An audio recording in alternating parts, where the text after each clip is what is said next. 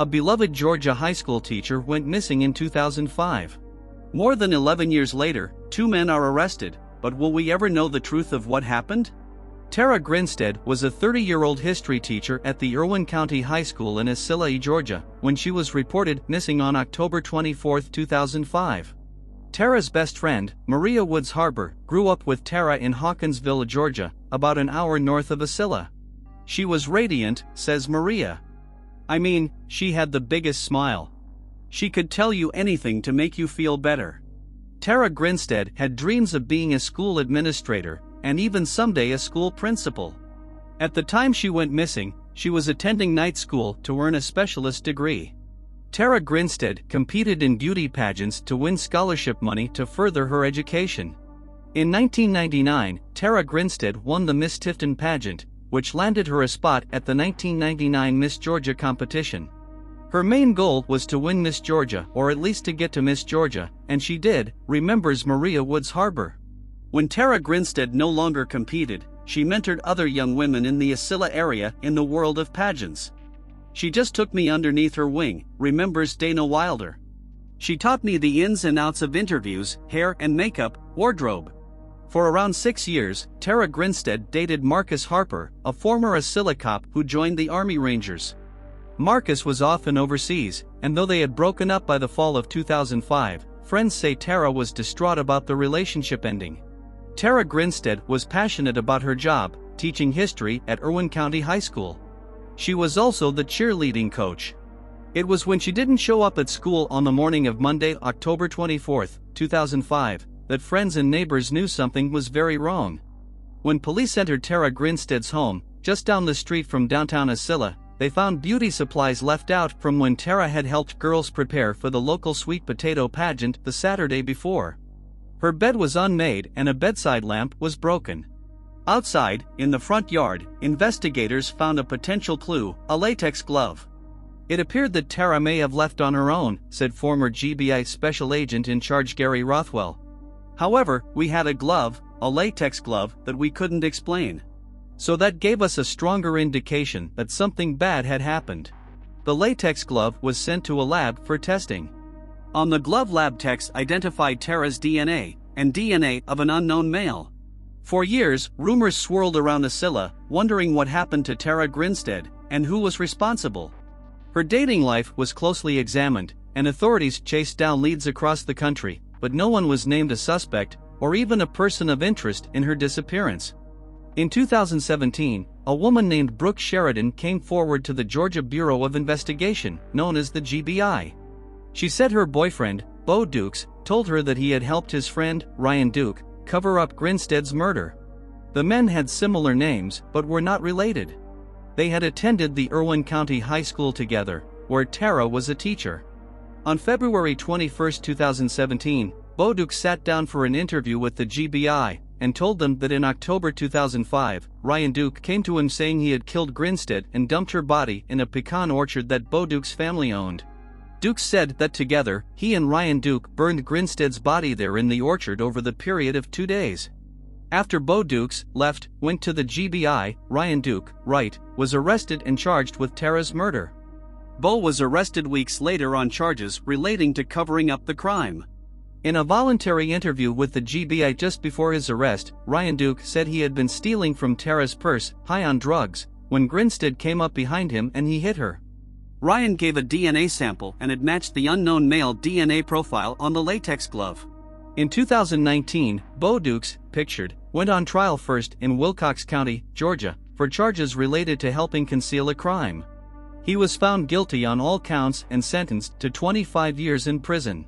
Ryan Duke then went on trial for murder in 2022, but his lawyers argued that he had given a false confession back in 2017, partially because he was afraid of his former friend. When Ryan took the stand, he testified that the morning after Tara went missing, Bo Dukes woke him up and admitted to killing Tara.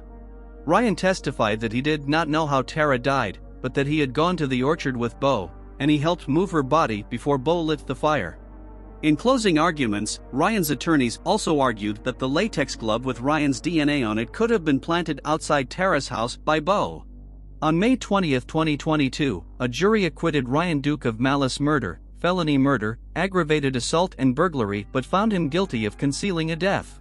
On May 23, Ryan Duke was sentenced to 10 years in prison. Both men still face outstanding charges in a neighboring county, related to burning Tara's body there.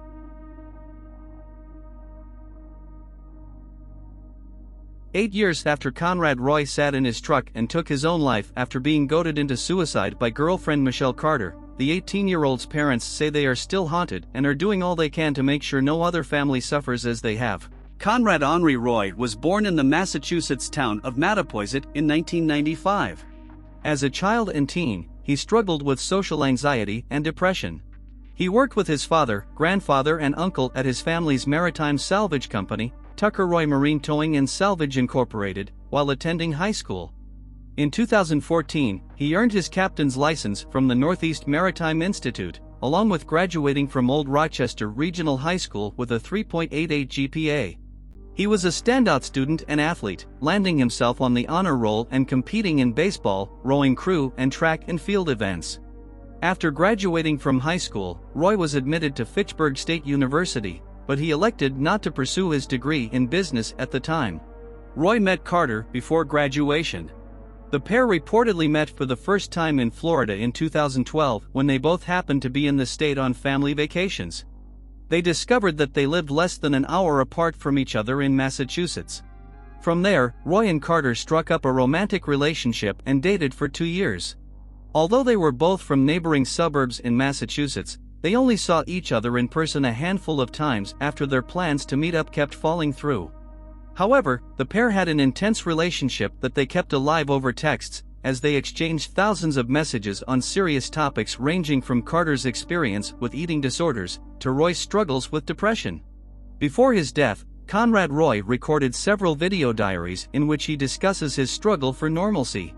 The recordings were discovered after his death in 2014 and each one reveals his ruthless battle with self-examination and insecurity. Sadly, Conrad took his own life before anyone could tell what was going on. One night he headed out in his parents' truck and he never came home. A search ensued until authorities found his parents' truck in an empty parking lot. As you could imagine, Conrad's death hit his family very hard. Soon after his death, a young woman by the name of Michelle Carter reached out to his family. She claimed to have had a deep relationship with Conrad before his passing. She would eventually develop a relationship between Conrad's sisters and mother and father. She even put together a suicide prevention fundraiser in the name of Conrad. But little did the family know Michelle was keeping a dark secret. The night of Conrad's passing, Michelle was actually engaged in a text conversation with him, and upon going through Conrad's text, investigators would soon put together the twisted truth. Michelle Carter's text actually played a heavy part in Conrad's decision to take his own life that night. Not only did she try very hard to convince Conrad to take his own life, but during that time she was actually texting her friends things like, "Oh, Conrad's missing, they're looking for him right now." At that point, Conrad hadn't even left his house yet. While investigators had access to Conrad texts, they ran into one problem. They weren't able to prove that the phone was actually being used by Michelle and not her mom.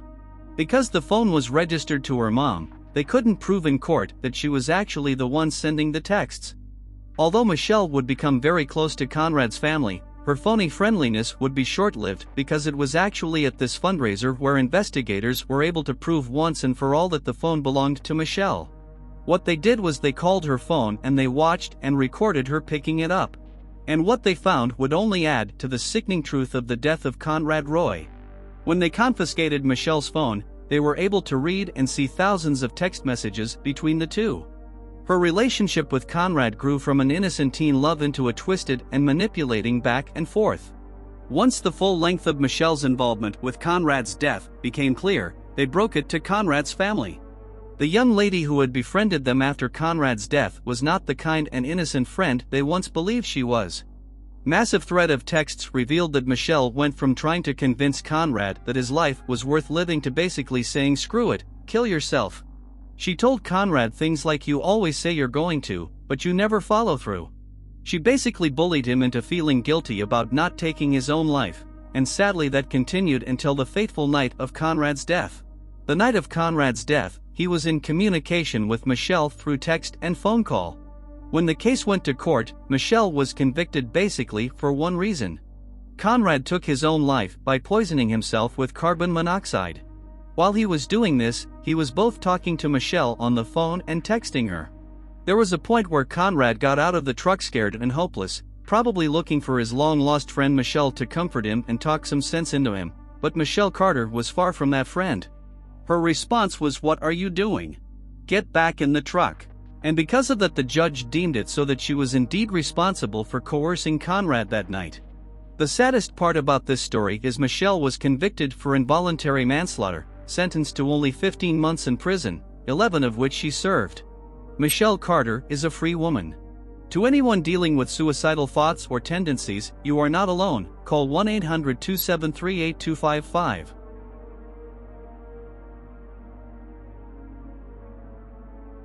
Joran Van Der Sloot, the 36-year-old Dutch killer and primary suspect in the 2005 disappearance and suspected murder of Alabama student Natalee Holloway, will be extradited from Peru to face justice in the U.S. Years after the 18-year-old Holloway vanished in Aruba, Van Der Sloot murdered a 21-year-old Peruvian woman named Stephanie Flores. He was indicted on charges of extortion and wire fraud in a federal court in Alabama in 2010 after allegedly trying to squeeze cash out of Holloway's family in exchange for the location of her remains. Peru officials announced late Wednesday that they would temporarily transfer custody to the U.S. Natalee Holloway, an 18-year-old from Mountain Brook, Alabama, a suburb of Birmingham, flew to Aruba with a large group of friends ahead of their high school graduation. On May 30, 2005, some friends went out to a nightclub and met Van Der Sloot, also 18 at the time. He and Holloway were seen leaving the bar together. Holloway failed to make her flight home. The Dutch national and two of his friends, brothers Sadish and Deepak Kalpo, were early suspects. Police arrested Van Der Sloot but eventually released him due to a lack of evidence. Police eyed the suspects again in 2007 after uncovering new facts but wound up releasing them once more. Holloway's remains were never found. Stephanie Flores, 21, was a business student from a wealthy Peruvian family who crossed paths with Van Der Sloot on May 30, 2010, 5 years to the day after Holloway's disappearance. She wound up dead for it. Van Der Sloot later claimed he killed her in a fit of anger after she learned about his connection to Holloway's disappearance. They had met earlier in her father's casino in Lima, and he beat her to death in his hotel room the following morning. In June 2010, the U.S. Attorney's Office for the Northern District of Alabama announced an indictment on extortion and wire fraud charges against Van Der Sloot for allegedly trying to sell information about the whereabouts of her body to her family. He wanted $250,000, $25,000 upfront and the rest upon the positive identification of her remains. After receiving $10,000, according to prosecutors, he led the family's lawyer John Hugh Kelly to a site he claimed Holloway's remains were buried. He lied, according to the indictment. The body was not there and still has not been found. In January 2012, Van Der Sloot pleaded guilty to Flores' murder and received a 28-year prison sentence. Peru authorities this week announced they would temporarily release him from custody to face charges in the U.S. In the same week of January, a judge also granted Holloway's father's request to declare her legally dead. Dave Holloway wanted to halt payments on her health insurance and free up funds from her college savings account to use for her younger brother. In a ceremony held inside his prison in Peru, Van Der Sloot married Lydie Figueroa in July 2014, who was 24 years old and 7 months pregnant at the time. He told her he wanted to marry her all over again once his sentence was up, the Associated Press reported at the time. In May 2023, Holloway's mother, Beth Holloway, announced the extradition in a statement, and Peru officials later confirmed they had agreed to transfer him to U.S. custody temporarily to face justice. Almost exactly 18 years later, her perpetrator, Joran Van Der Sloot, has been extradited to Birmingham to answer for his crimes, she said. Gustavo Mezaquadra, Peru's ambassador to the U.S., said he hopes this action will enable a process that will help to bring peace to Mrs. Holloway and to her family, who are grieving in the same way that the Flores family in Peru is grieving for the loss of their daughter. On Friday, May 12, Van Der Sloot's defense lawyer Maximo Altez told Fox News Digital that he would fight extradition if his client wants him to, but he hadn't been able to speak with him yet. Some of Van Der Sloot's family, he said, believes the extradition may lead to an upgrade in his circumstances.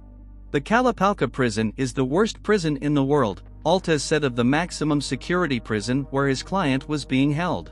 Joran is in hell. He would go to a hell that is more comfortable. Van Der Sloot is one step closer to U.S. extradition as of May 2023, as Peruvian authorities move him from the remote, mountaintop Kalapalka prison to another facility in Lima, closer to the airport from where he is expected to fly to American soil. He is expected to undergo a series of medical evaluations, including a COVID-19 test, prior to his transfer to U.S. custody. Holloway would be 36 years old today. February 9, 2005, an Indiana brother and sister killed their mother after she refused to join them in a plot to kill their grandparents for their money, and then they went ahead and killed the elderly couple. Marion County Prosecutor Carl Britzi said Kenneth Allen Jr., 29, and his sister, Carrie Allen, 18, of Noblesville, were both charged with 3 counts of murder, along with conspiracy and robbery charges. Carrie Allen may not have directly participated in physically killing her relatives, but she acted as a lookout, the prosecutor said. The siblings were being held in Missouri, where they were arrested after their behavior during a traffic stop made police suspicious. Officers said they found bloody clothes and other evidence in the car. Under questioning by Missouri police, the two confessed Tuesday to killing their mother and grandparents in late December and early January, police said. The brother and sister allegedly told police they entombed the bodies in concrete in the grandparents' home on the east side of Indianapolis. Police began a search for the bodies of Sharon Allen, 53, of Noblesville, Leander Bradley, 91, and Betty Bradley, 75. They found what they believed to be human remains in recently poured concrete in the basement floor. Authorities then enlisted a University of Indianapolis anthropologist to examine the scene. Investigators believe the siblings killed Sharon Allen in her Noblesville apartment on or about December 30, 2004. They approached their mother, and they had a conversation about killing the grandparents. She refused, and she was knifed to death up in Noblesville, Britzi said. They then sometime later summoned the grandmother to that same home in Noblesville and smothered her to death with a plastic bag. Britzi said investigators believe the siblings went to the Bradleys' house on January 3, 2005 and killed Leander Bradley with a hammer. Investigators believe the motive for the slayings was financial. Authorities in St. Charles County, MO, said Kenneth Allen and Carrie Allen confessed to the killings after an officer pulled their rental car over for speeding Tuesday morning on Interstate 70 just west of St. Louis. Police said the siblings were acting nervous and gave conflicting answers as to where they were going and why. An officer searched the trunk and found jewelry, credit cards, more than $1,000 in cash, bloody sheets and pillows, and identification belonging to Leander and Betty Bradley, he said. Missouri authorities contacted Indianapolis police, who searched the couple's home and found what they believed to be recently poured concrete in the basement. When Missouri authorities told Carrie Allen about the concrete, she confessed. Without even asking, she came out and said, "I'm sorry, we killed my mom and my grandparents and buried them in the basement," said Swope, who added that Kenneth Allen confessed to the slayings later. The Allen siblings were being held today in Missouri. People who live near the Bradleys' home said they haven't seen the couple in weeks. One neighbor, Doug David, said he believes he saw the grandchildren there around Christmas.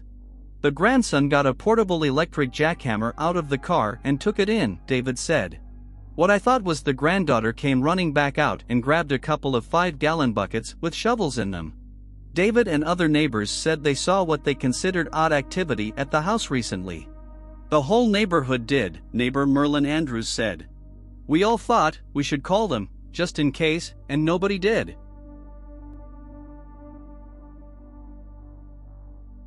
He never knew the name of the woman he killed all those years ago, back in Arizona. He could have easily gotten away with murder, but then Walmart intervened.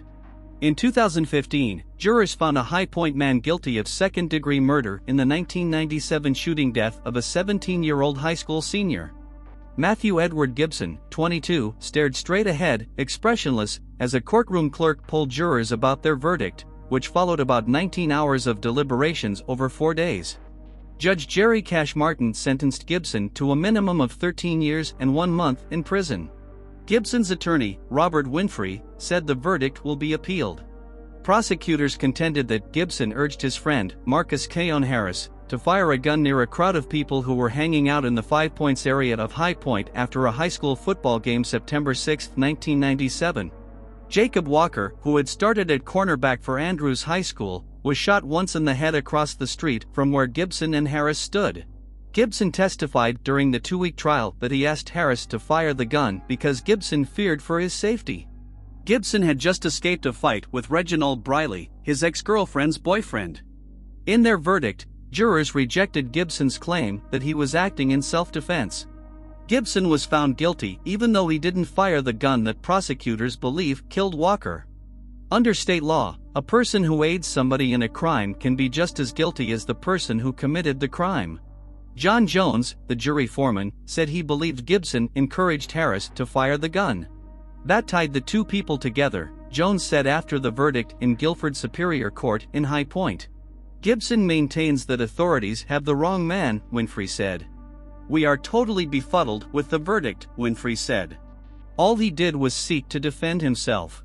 Winfrey had argued during the trial that there wasn't sufficient evidence to conclude that the bullet from Harris's gun killed Walker. After Harris fired his gun, about 200 people in the area scattered, and some fired their own guns, according to testimony. Deliberations were tense and stressful as several jurors flip-flopped on the question of Gibson's guilt or innocence, Jones said. One juror cried in the court hallway during deliberations last week. Jurors on Thursday requested a box of tissues. Friday, jurors said they were deadlocked, with 10 favoring guilt and 2 favoring innocence. The judge asked them to reconcile their differences. They struggled with it in themselves to come up with the truth, Jones said. All of us didn't see the same truth at first. Kathy Walker, the victim's mother, cried as she left the courtroom in the arms of 2 security guards. She did not comment. Assistant District Attorney Tom Jarrell said prosecutors were pleased with the verdict. "We feel that justice was done," he said. Harris, 23, was charged with first-degree murder. In February 2015, he entered an Alford plea to attempted second-degree murder, which means he will be treated as guilty although he does not admit guilt. Prosecutors have recommended that Harris serve a minimum of 3 years and 8 months in prison, but he has not been sentenced by a judge, according to court records. In March of that year, prosecutors offered Gibson a chance to plead guilty to voluntary manslaughter. The plea agreement would have set Gibson free since he has been in jail since his arrest the day of the shooting. Gibson rejected the agreement. A 40-year-old woman ended her tumultuous relationship with her estranged husband with 2 shots to the torso and 1 to the head as onlookers watched at a public wharf park on Tuesday morning, authorities said. Deputies said they found Samar Khan in bloody clothing and the body of her husband, Faisal Iqbal, 38, with gunshot wounds in a grassy area near a parking lot of the Bristol Borough Wharf in Pennsylvania. A Smith & Wesson M&P Shield 9mm gun was found in the area with blood on the slide. Khan faces charges of criminal homicide, possession of an instrument of crime, and recklessly endangering another person. She was being held at the Bucks County Correctional Facility without bail.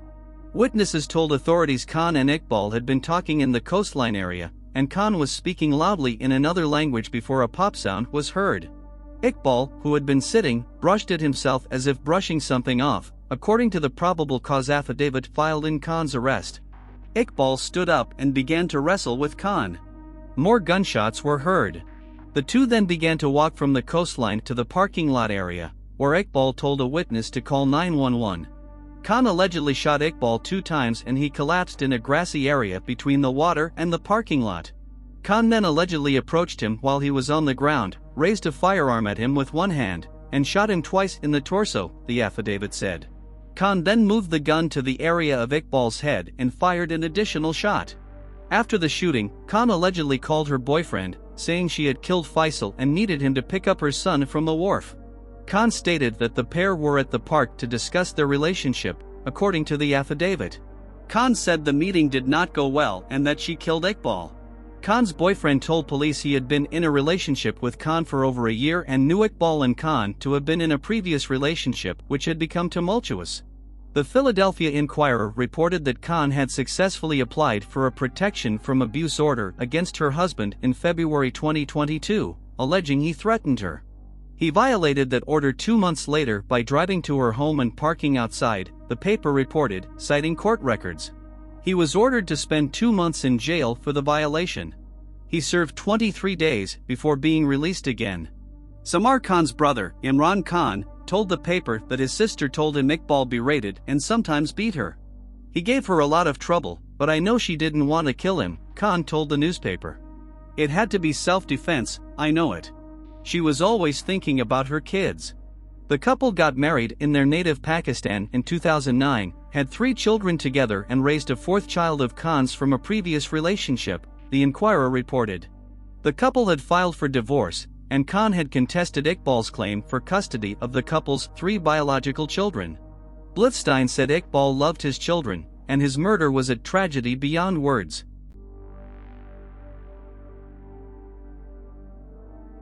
In April 2006, in Medicine Hat, Canada, everyone in Jasmine Richardson's family was killed except her.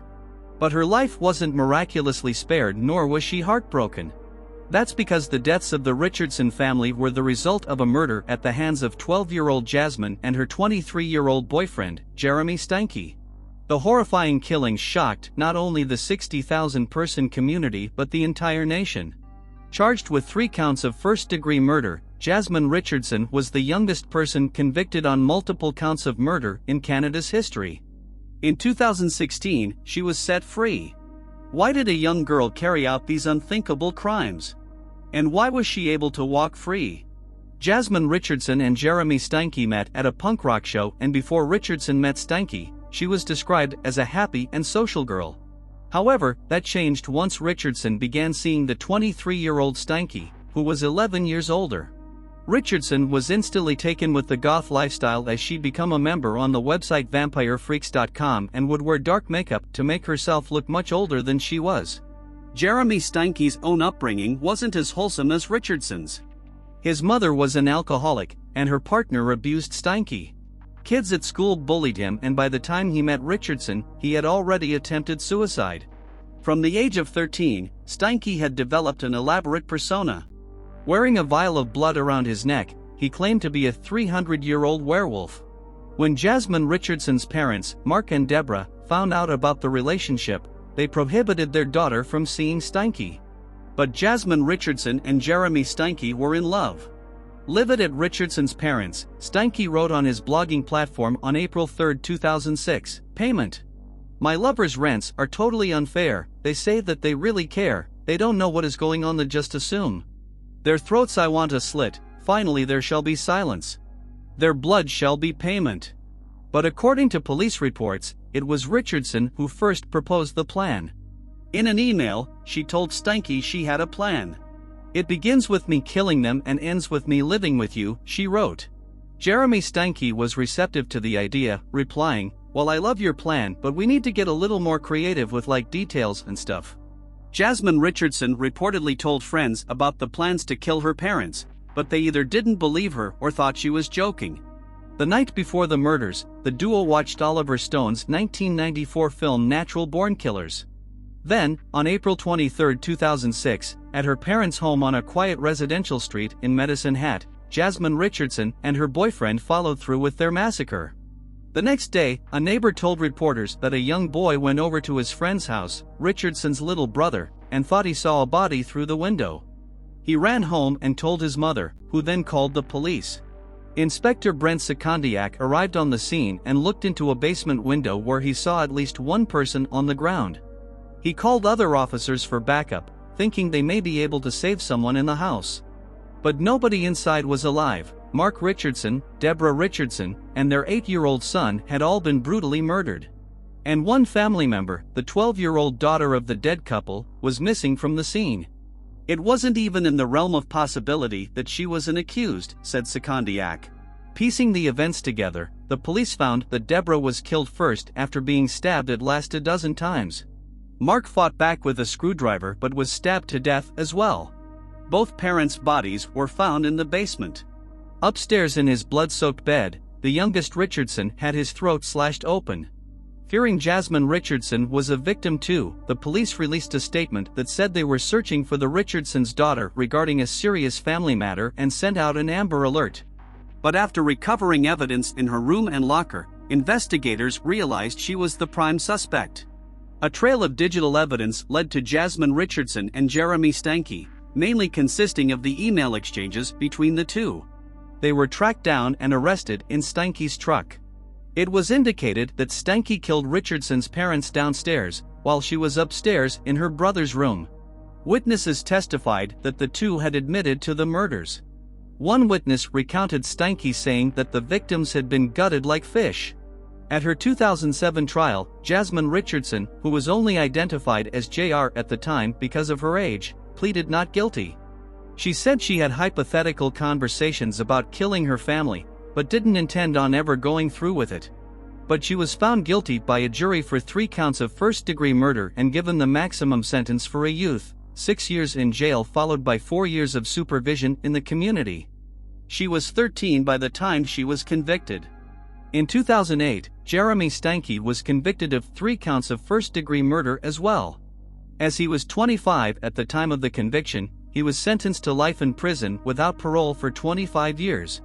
The couple exchanged letters from jail, promising to marry. None of the letters expressed guilt or remorse. Jasmine Richardson underwent extensive rehabilitation and treatment after she was sentenced. Psychiatric assessments revealed she was diagnosed with conduct disorder and oppositional defiant disorder. In 2016, at just a year younger than her partner in crime was when they committed the homicides, Richardson was freed from the criminal justice system. Using reports from Richardson's probation officer, Court of Queen's Bench Justice Scott Brooker said, "You've indicated through your conduct, you have a desire to atone for what you did," adding, "Clearly you cannot undo the past, you can only live each day with the knowledge that you can control how you behave."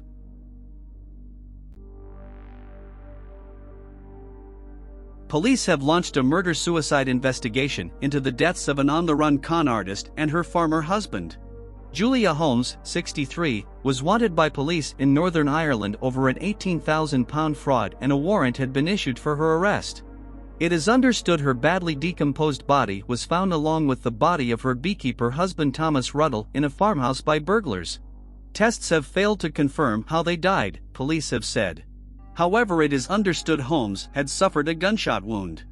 The pair were discovered in the bedroom of the house in the townland of Bullaglass in Co Limerick at about 3 a.m. yesterday. It is believed they had been dead for a number of weeks. A police source said, "It appears the dead woman was a victim of a shotgun wound in a bedroom of a house." Police say the woman is known locally as Creon Ruddle, who had a number of aliases, and the man she called her husband is well-known and well-respected farmer, Tom Ruddle. At this stage, it appears that Mr. Ruddle may have taken his own life after killing Crowan. The PSNI are involved in the matter because Crowan Ruddle was also known as Julia Holmes and she was on the run after failing to return to Downpatrick Magistrates Court. She had fled after being bailed and electronically tagged. Holmes has been on wanted lists for the FBI, the Police Service of Northern Ireland and the Irish Police. She left her last home in Ballynahinch, Co-Down, in 2011 and married divorced dad of 2 Tom Ruddle from Co Limerick on April 1 that year. It is understood she was still married at the time of the ceremony and had left behind a series of devastated vulnerable men in Northern Ireland whom she fleeced of homes and life savings. She was also accused of defrauding businesses, rugby clubs, charities and people who had accepted her friendship. Her stepdaughter in the U.S., Kimberly Parrish Sanders, said, "The woman I know, the woman who made my life a misery and almost broke my poor father, would never in my opinion have killed herself. She was a survivor who would do anything to escape questions about her past." Kim continued, "Now that she's dead we know she cannot continue to ruin lives, however, she'll never have to pay for her crimes, either. I feel so sorry for that poor man's family. We always feared she would poison my dad, but we managed to escape her clubs before she made anything like that. The whole situation is just horrible." It is understood the couple had not been seen for several weeks. A firearm was discovered in the farmhouse. The scene of the discovery in the isolated farmhouse was sealed off to allow for preliminary forensic examinations with the state pathologist's office called in and postmortems planned for later. Police appealed for witnesses or anyone with information to contact them at Newcastle West Station in Co Limerick. Emmett O'Brien, independent councillor in the area, said, "The extended Ruddle family would have been highly respected in the local community," he said. People are in a state of shock. It is not something that would happen in the area. It's an agricultural hinterland, picturesque and tranquil. Julia Holmes' real name on her birth certificate is Cecilia Julia McKetterick. She had over 20 known aliases, some of which were Julia Holmes, Celia Holmes, Julia Parrish, Victoria Parrish, Dr. Watson. Susan was the daughter of Davy Berman, a Jewish-American organized crime figure who operated for notorious gangster Meyer Lansky and the Genovese crime family in Minneapolis and Las Vegas. In 1981, she wrote East Street, which depicted her life as a mobster's daughter and was paid $350,000 for movie rights, though no film was ever made. Susan maintains her dad, who replaced murderous gangster Bugsy Siegel at the Flamingo Hotel in Las Vegas, died under mysterious circumstances during an operation, though indications suggested he died of a heart attack. She was just 12 at the time. Later in life, she took up a career in journalism and wrote for a range of newspapers, including the San Francisco Examiner. A Los Angeles jury convicted Robert Durst on Friday of murdering his best friend 20 years ago, a case that took on new life after the New York real estate heir participated in a documentary that connected him to the slaying that was linked to his wife's 1982 disappearance. Durst, 78, was not in court for the verdict from the jury that deliberated about 7 hours over 3 days. He was in isolation at a jail because he was exposed to someone with coronavirus. Durst, who faces a mandatory term of life in prison without parole when sentenced October 18, was convicted of the first-degree murder of Susan Berman. She was shot at point-blank range in the back of the head in her Los Angeles home in December 2000 as she was prepared to tell police how she helped cover up his wife's killing. Berman, the daughter of a Las Vegas mobster, was Durst's longtime confidant who told friends she provided a phony alibi for him after his wife vanished. Prosecutors painted a portrait of a rich narcissist who didn't think the laws applied to him and ruthlessly disposed of people who stood in his way. They interlaced evidence of Berman's killing with Kathy Durst's suspected death and the 2001 killing of a tenant in a Texas flophouse where Robert Durst holed up while on the run from New York authorities. Bob Durst has been around a lot of years, and he's been able to commit a lot of horrific crimes. We just feel really gratified that he's been held accountable, Deputy District Attorney John Lewin said. Lewin met with jurors after the verdict and said they thought prosecutors had proven Durst had killed his wife and had murdered both Berman and his Texas neighbor in an effort to escape justice. He said jurors did not find Durst credible as a witness. He's a narcissistic psychopath. He killed his wife and then he had to keep killing to cover it up. Lewin said he hoped Durst understands what it's like to be held accountable, even if it took 40 years. Considering what he's done, he got a lot more of a life that he was entitled to, the prosecutor said.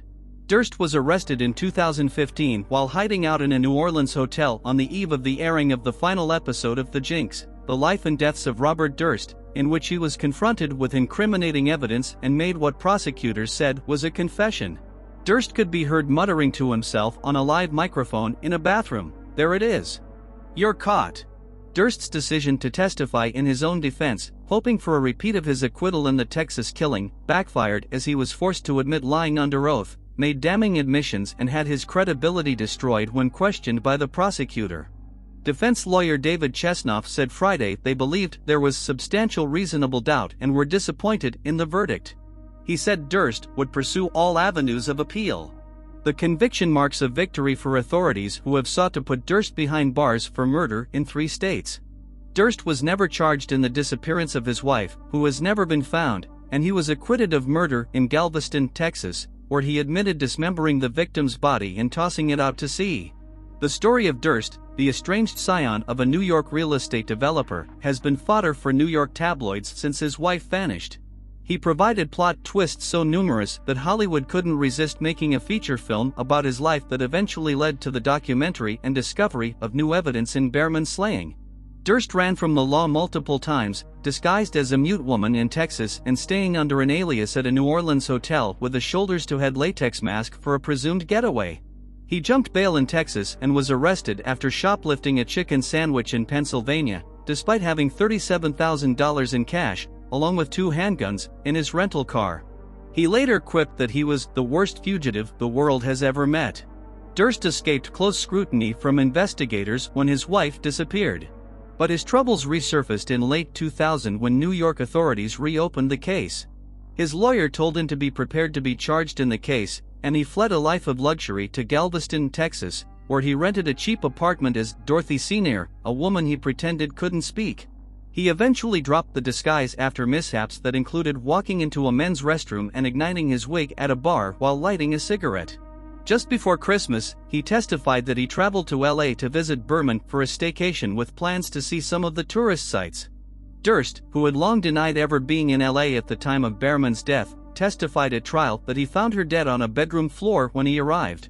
Berman, a writer who had been friends with Durst since they were students at the University of California, Los Angeles, had serious financial problems at the time. Durst had given her $50,000, and prosecutors suggested she was trying to leverage more money from him by telling him she was going to speak with the cops. 9 months after her death, Durst killed his Galveston neighbor Morris Black, in what he said was either an accident or self-defense. Durst said he found Black, who he had become friends with, in his apartment holding Durst's .22 caliber pistol. Durst was acquitted after testifying the 71-year-old was killed in a struggle for the gun. Durst then chopped up Black's body and tossed it out to sea. He was convicted of destroying evidence for discarding the body parts. After the trial and the ghastly evidence of the dismemberment, Durst found he was a pariah, he said. Despite an estimated $100 million fortune, he was turned away by multiple condominium associations and said the Los Angeles County Museum of Art wouldn't take his money unless he donated anonymously.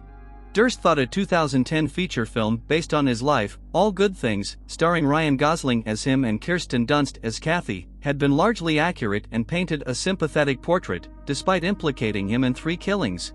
He only objected that he was depicted killing his dog, something he would never do.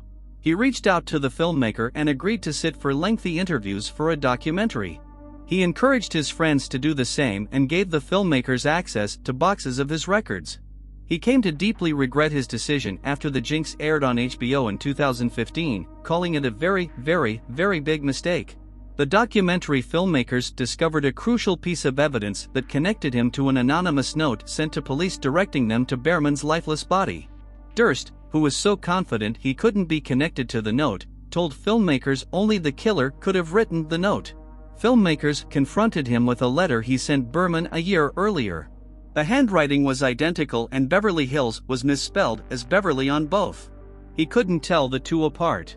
The gotcha moment provided the climax of the movie as Durst stepped off camera and muttered to himself on a live microphone in the bathroom, "Killed them all, of course." During 14 days of testimony that was so punishing Judge Mark Wyndham called it devastating, Durst denied killing his wife and Berman, though he said he would lie if he did. He tried to explain away the note and what prosecutors said was a confession during an unguarded moment. For the first time, Durst admitted on the witness stand that he sent the note and had been in Los Angeles at the time of Berman's death. Durst said he sent the note because he wanted Berman to be found but didn't want anyone to know he had been there because it would look suspicious. He acknowledged that even he had difficulty imagining he could have written the note without killing Berman. "It's very difficult to believe, to accept, that I wrote the letter and did not kill Susan Berman," Durst testified. A prosecutor said it was one of the truest things Durst said amid a ton of lies. A master of disguise with more than a dozen aliases is on the run in the U.S. after his girlfriend's decomposing body was found stuffed into a cooler in the trunk of a car in Tijuana. Navy veteran and new mom Raquel Sabian's remains were found in a Volkswagen Jetta parked on a residential street after locals reported a foul odor coming from the vehicle. The 40-year-old's neck had been broken, her father David Sabian told the news. The FBI wants to question her boyfriend, Tyler Adams, 50, who Raquel knew as Paul Phillips for the duration of their 2-year relationship. He was last seen entering the United States on June 16 this year under the alias Aaron Bain, a day after police questioned him about Raquel's murder. Police say Adams, who is the father of Raquel's 7-month-old daughter Valentina, is not charged with any crime. Valentina is now in protective custody. Adams, who the FBI describes as a master of disguise and a phony, is known to use multiple fake and stolen identities. A warrant was issued for him in Hawaii in September 2020, more than a year after he vanished during a temporary release from the Oahu Community Correctional Facility. He had served 7 years of a 14-year sentence for stealing his mother and stepfather's identities, using them to buy 5 condos and acting as the realtor in the sales, pocketing $180,000 in commission, according to court records. Raquel's father said he would bet my life that Adams is his daughter's killer, in an interview with the U.S. Sun, and said there were a number of red flags. Adams is 5 feet 9 with brown hair, weighs about 175 pounds and had distinctive swelling under his eyes. He was last seen wearing a yellow short-sleeve button-up shirt, tan pants, and black running shoes. He is reported to use the following aliases: Aaron Lee Bain, Aaron Lee, Paul Wilson Phipps, Paul Wilson Phillips, David Smith, Dominic Braun, David Phillips, Kevin Schoolcraft, Kevin Kennedy, Michael Whitman, Lance Irwin, Bryce Johnson, Matthew Cashany, Taylor Chase, Joshua Smith. Raquel's father David Sabian described his first time meeting Adams was a good first impression, but then noticed worrying red flags. He said his daughter confided in him that Adams was kind and polite to her while father was around, but it was a different story when they were alone. David recalled Adams claimed he was a Mormon, but after questioning him on his faith and noticing a tattoo, David became suspicious. Eventually, I started thinking this guy's a phony. We went to the beach. When he took his shirt off, I saw a tattoo on his left arm. I know Mormon families. I've never seen any Mormon, real Mormons, that have tattoos, he said. Raquel, who had been with Adams for 2 years, knew him under the name Paul Phillips. A day after being questioned by the authorities regarding his girlfriend's death, Adams fled the country and crossed the border into the United States under a new alias, Aaron Bain. On June 17, 2022, the FBI issued a release asking the public for their assistance in helping to locate Adams, informing the public that he was a phony and a master of disguise. The FBI has confirmed they want to question him in connection with the murder. The flyer featured photos of Adams that show swelling under his eyes, and listed more than a dozen aliases. FBI San Diego wrote the Adams was detained in Mexico on Wednesday, June 15, 2022, regarding an Amber Alert issued for his infant daughter. The child was later found safe with a babysitter in Mexico, and remains in protective custody there. Mexican authorities said Adams was reportedly uncooperative when they wanted to question him about his girlfriend's death before he crossed the border into the United States. Video surveillance taken from the neighborhood in Tijuana where Raquel's body was found proves that her boyfriend was the killer, her father said. He even describes the clothes Adams was wearing the day of the alleged murder: black pants, black shoes, black mask, and black gloves. In Mexico, there's a video of Adams parking my daughter's car, David said, in part. I saw it with my own eyes, Raquel's father went on. He said Mexican police have access to the surveillance video, but said Adams hasn't been charged. Thank you for watching. Make sure you subscribe and like the video, and click the bell icon to stay tuned.